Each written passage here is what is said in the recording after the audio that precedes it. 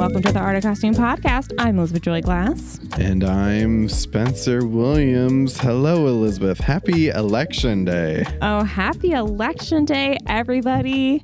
If you're in the United States, get out and vote. Today's a good day to have a good day and listen to this podcast on the way to your local voting station, especially if you're someone like Elizabeth who resides in the great Commonwealth of Pennsylvania. Yes.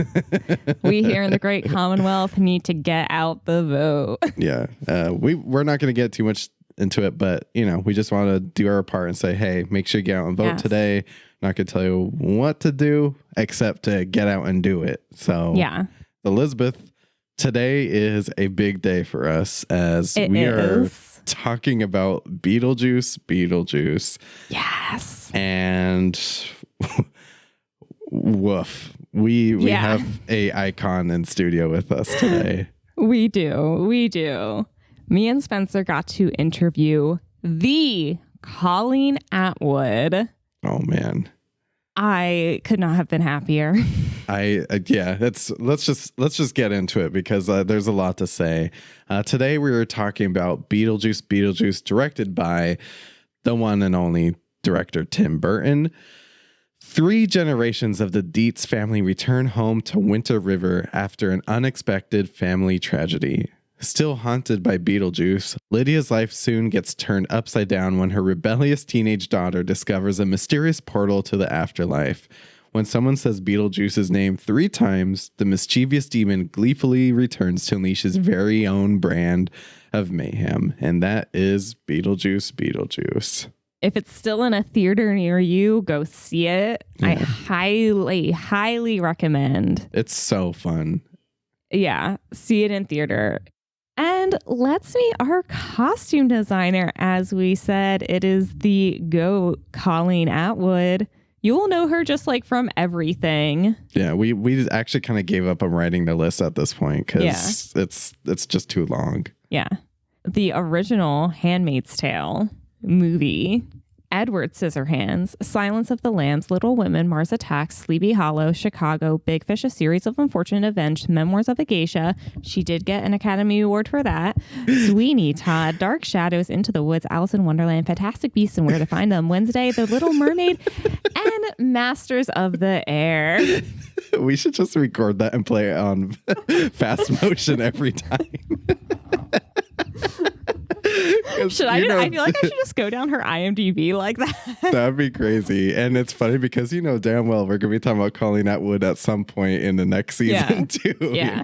If you want to know more about like her actual Academy Award winning movies and stuff, you can check out, some of our other episodes on like Edward Scissorhands, Sweeney Todd, Wednesday. Sleepy Hollow is a good one. Yeah, Sleepy Hollow. That's not even... Yeah, it is on this list. Never mind. I'm not even shy about saying that we've been talking about doing Memoirs of a Geisha for a hot minute. Yes. I still would like to do Chicago at some point, so maybe in the upcoming seasons we'll get to it. I always forget she does Silence of the Lambs. That's like an underrated one for her, actually.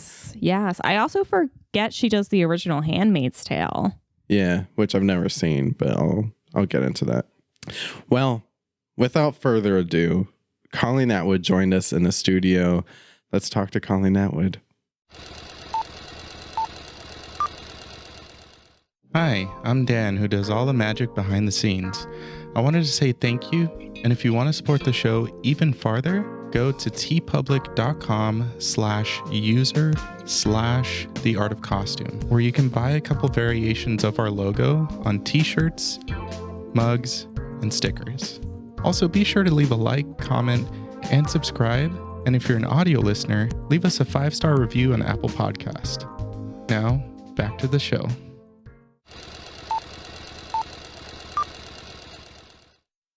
Okay, everyone, this is not a drill. We are here with costume designer Colleen Atwood. Hello, Colleen. How are you? I'm good. How are you doing? Oh, we're so good. We're so excited to talk with you. I feel like we talk about you on a podcast like every other week, so this is a big honor for us. But It's the other week. Yeah. right, truly. But let's talk about Beetlejuice. It's such a great film. I've now seen it 2-3 times. You've worked with Tim Burton, obviously, on numerous iconic films, but this is your first time stepping into the Beetlejuice universe. So how did you approach the film's legacy while also bringing something fresh and new for today's audience? Well, I think the initial approach was like, obviously Beetlejuice is Beetlejuice. It's 35 years later. He's a little bit of an older guy. He's got a little bit more of a tummy. His clothes are a little bit dirtier because he's been down there for a couple, hanging out underground for a while and, waiting for his big moment. And sort of, he's got a lot of stuff going on. He's got like his more media thing going on with all the shrinkers. And he's got like the underworld's a bigger world than it was in the first one. So we kind of had that to play with.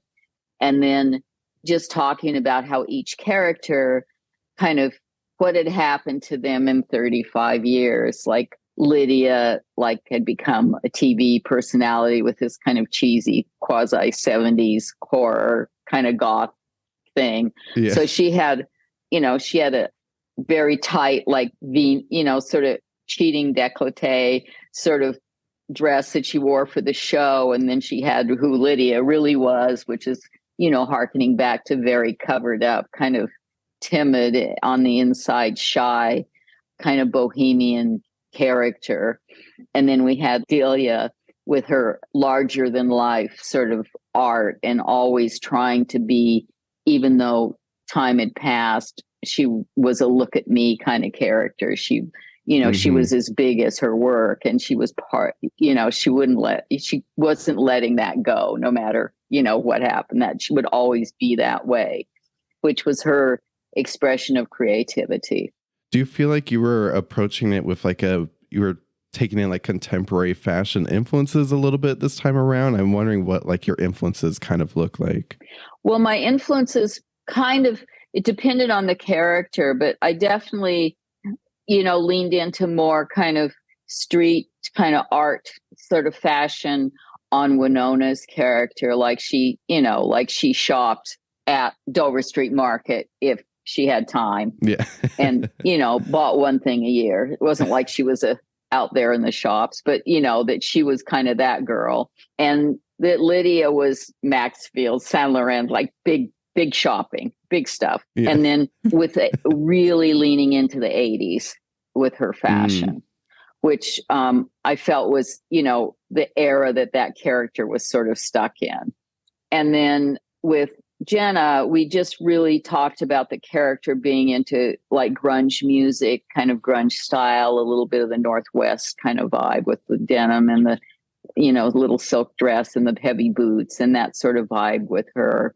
So it ended up being contemporary fashion because I think contemporary fashion today is a combination of all those things. Yeah. So it makes it more feel like today, even though it really wasn't the energy of today in a conscious way, Yeah, it gave room for all of them to really have their own self-expression essentially through their clothes and still spoke to their story and whatnot. We want to dive into some specific characters, starting with the iconic Beetlejuice suit. We actually had Aggie Rogers on a podcast last year, and we talked about the black and white striped suit and how back then they couldn't find those stripes to save their life, and they had to essentially make the fabric. So this time around, I was wondering how did that work out this time? What was your approach to the Beetlejuice suit? Well, I knew way before the show, I had a roll of this fabric that I was going to use on a couch, actually. That was this beautiful two-faced silk from a company called Tironi in Italy. And I had this giant roll of it that I'd never really done anything with. And I kind of have these fabric stashes all over the place. I kind of was going, I think I have something really close to that. And so I went and dug it out, and I kept looking at meantime for other stuff, just to make sure. And, the thing you would have done today is I would have screened it if I couldn't have found it or hand painted it. But I had this fabric and I had it, and it was the right kind of weight. I could age it really easily because it was silk, so it would take rumpling and dyeing well. I added a little edge stripe to it in kind of a poopy yellowy green to make it look a little bit nastier. So I did stuff to it, but I actually had the fabric in my stock before we started the show that I just had, ironically. So I was luckier than Aggie. I didn't have to make the fabric. I just had to get the suit and, get the suit made, make the suit. And, we added a little tummy to him to make it look like he'd, gotten on in years and hadn't been doing his exercises. So we kind of had fun with it in little ways between us with the actors, like you sometimes do with stuff audiences do and do not notice, depending on who they are.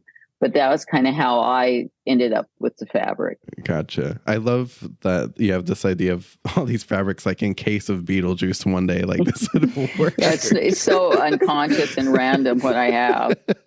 And I bring it to, and it comes in handy over the years. It's like you have stuff that you can't find anymore. If it's great, it's stuff's harder and harder to find. I love that. And I also loved getting into Lydia Deetz's character for this movie, played again by Winona Ryder. She has evolved so much from like the goth teenager to TV host and mother. And you mentioned it a little bit before with the street fashion, but revisiting that goth aesthetic while adjusting for her new phase in life as a mother and being a public figure, how did you approach that? Well, I just kept it simple, really. Like there wasn't a lot of clothes. It wasn't like she had, like every time you saw her, like she reused pieces of everything with almost every costume change, which I think is more how I tried to keep it like real people dress. I mean, some people change everything head to toe every day of their lives, but that's who they are. Not you, though. Well, but you know what I mean? Like she wore the same shoes every day. She wore like her color palette was black, gray, shiny. It was very limited. It was very, to me, it feels like New York, the New York I lived in the 80s, like a little bit of punk, a little bit of Victorian, a little bit of, of goth influence, all those influences together, but sort of contemporized in shapes that are more today, like her Elaine Dawson coat that I had made for her, was to me, very like could have been then, can be now, but very now in the sense that it's this like throwaway, deconstructed thing that looks like nothing. That's actually a very complicated made costume with a real nod to Victorian structure, like really narrow shoulders, things like little details like that. And, she wore that jacket all the time. So it wasn't like, it was like it was her jacket. I wanted it to be more clothes than costumes. And talking now about Delia Deetz, who is just one of my favorite film characters of all time. Like you mentioned, her costumes are still very connected to the 80s, but she's also such high fashion. I could see her walking around at the Met Gala. She's just like over the top, and I love her for that. And Catherine O'Hara is just a dream. I just feel like the pairing between you and Catherine O'Hara is just a match made out of heaven. So I have to ask you what it was like working on Delia, because I really feel like that's where you got to play. Well, she is somebody that's like, it's such a big character. It's such a big personality. And you just kind of, you just sort of get into finding stuff for her, like stuff online. It was just weird, random, like, I don't even know, non-brands, and then going to find those blue jeans she wears that are like that I found at San Lorenzo in LA. And then just pairing it with like, oh, that's cool. It'd be great with a leotard from Wolford, like still keeping some art in it and not just like going like full on, like the whole outfits from one place, but there's a piece of it. So it feels like she owns it. Like she owns it.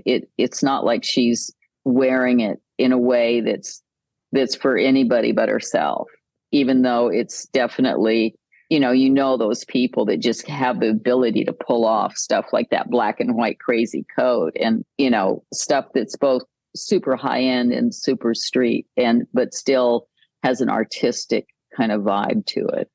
Oof, we need a coffee table book of these costumes. I'm just putting that out there. Another character that I think is dressing for themselves, Astrid. We've talked about Jen Ortega on the podcast quite a bit since she's become a symbol of like goth angsty characters since Wednesday. And how did you collaborate with her to differentiate Astrid from Wednesday Addams?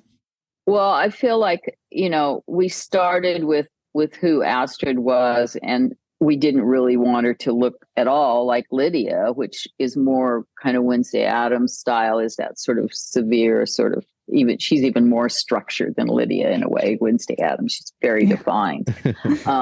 But Astrid is more a softer character. She's got a vulnerability. She's missing her father. There's parts of real, like, human, like a different kind of, not just teen angst, but real human angst about loss and loneliness and humanity that's like not as stilted as in Wednesday's character, where it's very kind of, character-ish. And so we went with softer material, softer colors. We leaned into the 90s because that was her kind of music that she dug and sort of her era. And then she had, the guy that she was interested in, who knew what he was going to turn out to be.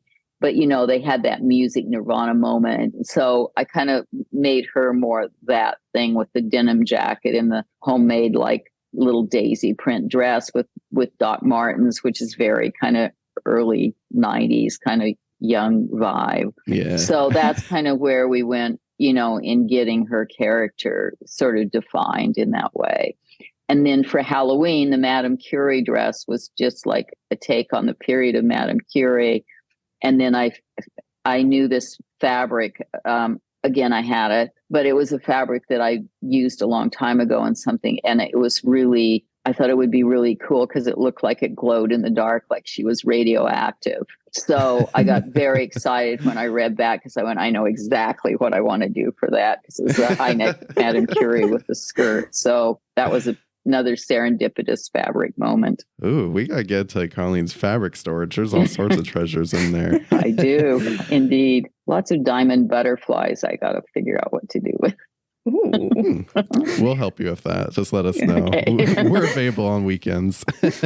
So our final question, we have to talk about the wedding finale. It was such a fun moment. Lots of dancing, a good dance number. We got to see sort of the return of that iconic red on Lydia.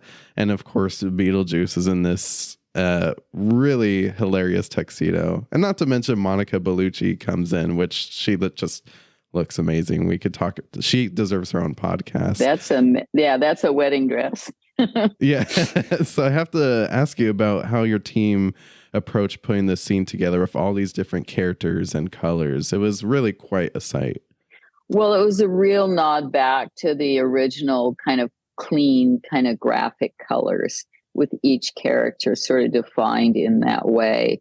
I mean, Willem obviously never changed clothes the whole show because of that, but the leather jacket kind of plays in that. And then, each and every person in the scene has a sort of definitive costume. The red wedding dress from the original was really beautiful, I thought, and really a great, color for the wedding dress. So I found a mixture of new and old laces to make that dress and sort of refine it a little bit from the original. It's a little bit like nicer materials and stuff. So I sort of did that with that. And then Catherine was already ended up in her, like, the Cleopatra look from everyone was in their Halloween costume, basically, except for Winona, who's magically changed. But the rest of the girls were in Halloween, which worked out great color wise in the room. But it was, it was it was definitely a crazy couple days with, and then it kind of Beetlejuice exploding, like making that costume that actually blew up like that, and all those things. There were a lot of technical things that happened in it that we practically did, because Tim was really, it was really important to Tim that the movie not be a big digital extravaganza. There was a lot of real art and everything, and which was really a fun element of it. Wow, I did not realize that was practical. That's amazing. Well, it blew up, but when it exploded, that was fake. But we got it. We did a suit that we did it small, right? And then we had the big the blow up suit, and we made a suit for that. So what came in the middle was fake, but the beginning and the end, not the very end, but the beginning and the end were both real suits. Always a challenge.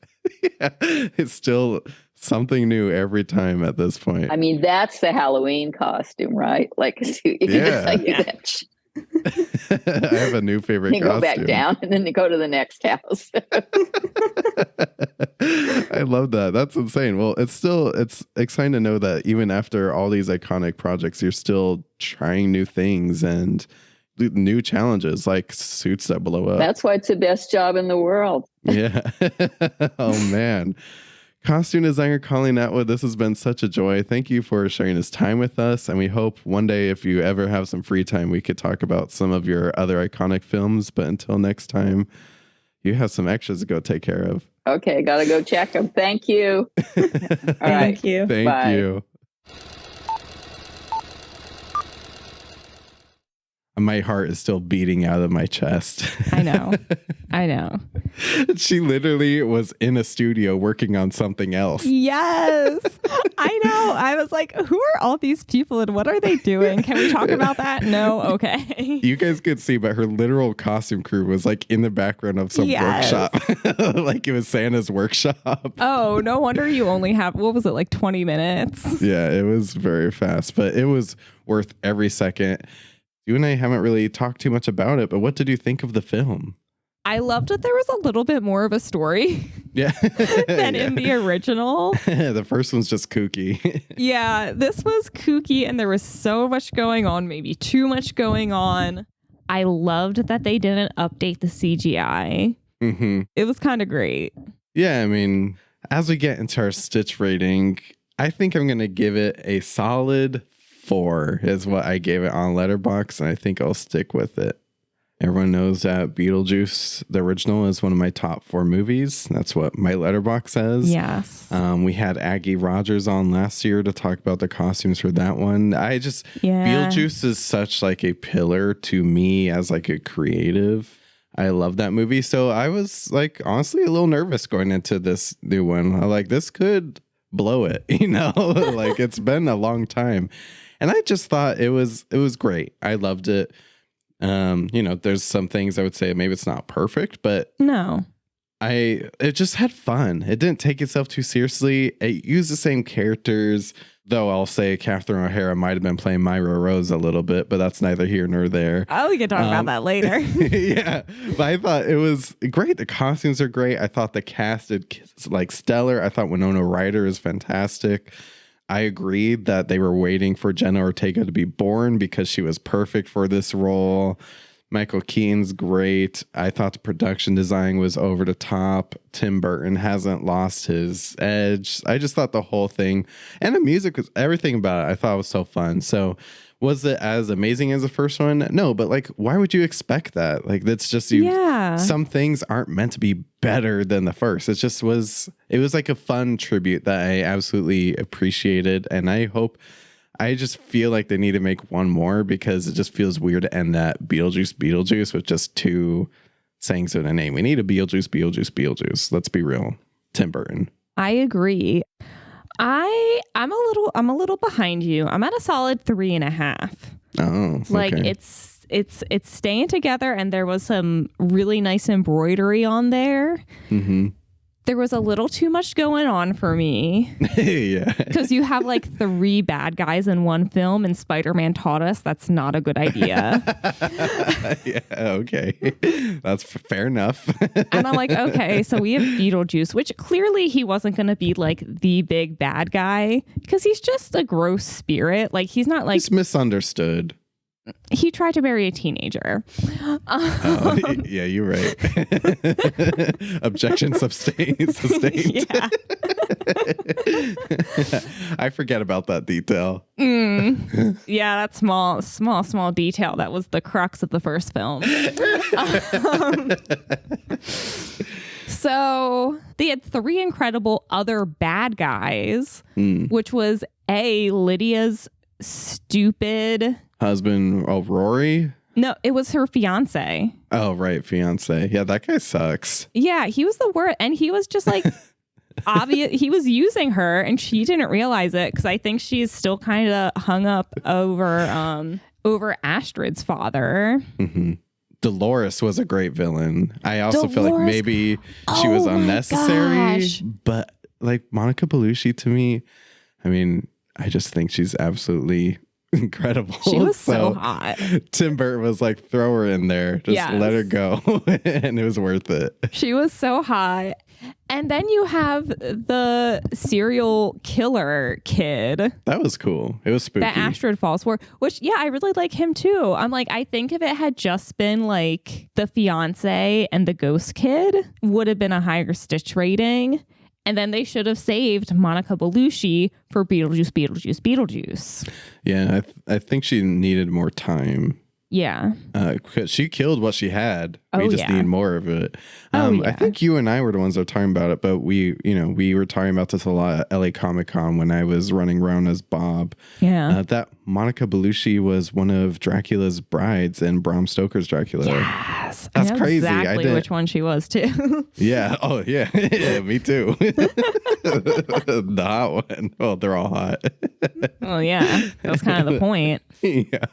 And I feel like I've been saying this for years that one day, if the Beetlejuice sequel ever comes out, that it has to be Colleen Atwood that does it. You have told me that on multiple occasions before they even announced this. Before they announced it. And then as soon as I saw, like they announced it, I was on IMDb immediately and I was like, thank God.